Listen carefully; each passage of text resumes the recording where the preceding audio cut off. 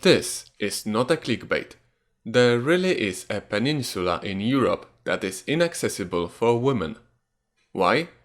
Because of the ancient religious tradition. Welcome to Greek peninsula called Athos and its peculiar rule. According to the Athonite tradition, there was a special person sailing from Joppa to Cyprus to visit Lazarus, accompanied by Saint John the Evangelist. It was no one else than the Blessed Virgin Mary herself, who already gained status of an international superstar. The ship, however, was blown off course to then-pagan Athos. Let me draw your attention to the fact that Cyprus lies 330 kilometers from Joppa in a straight line, whereas the distance between Joppa and Mount Athos is equal to 1,300 kilometers. I'm blown away how much they were blown off. Anyway, Virgin Mary walked ashore and strongly appreciated the natural beauty of discovered peninsula. She blessed it and asked her son for it to be her garden. A voice was heard saying, "Let this place be your inheritance and your garden, a paradise and a haven of salvation for those seeking to be saved." From that moment, the mountain was consecrated as the garden of the Mother of God and was out of bounds to all other women.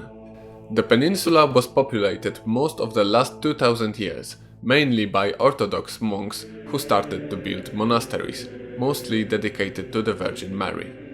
Today, Athos Peninsula is by law an autonomous region of Greece and is a host to 20 Orthodox monasteries.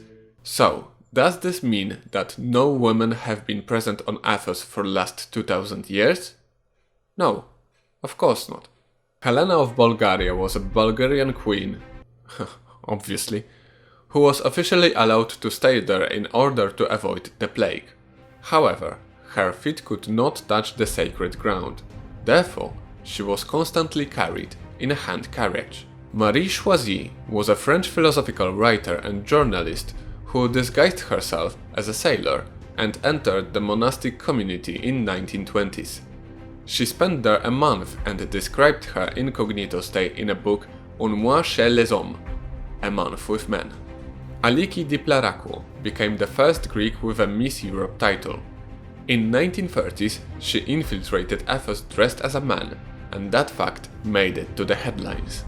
Maria Poimenidou and her three-day tradition-breaching intrusion in 1953 was a direct cause of the Greek government passing the formal national ban for women to enter Athos. Exactly 50 years later, in 2003, the point 98 of a resolution of the European Parliament requested lifting of the ban for violating the universally recognized principle of gender equality. But Greece was like, yeah, whatever, and left the ban unchanged. But there are more interesting creatures connected with Athos history.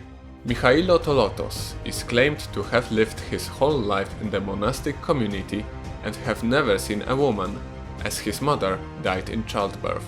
The Athos ban includes not only female humans, but also female domestic animals.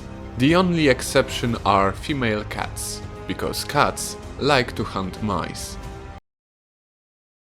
Oh, come on! Adolf Hitler. Adolf Hitler, it's him again. So apparently during German invasion of Greece in 1941, monks formally asked Hitler to place Athos under his personal protection in order to avoid significant war damage. He agreed and gained the title of High Protector of the Holy Mountain.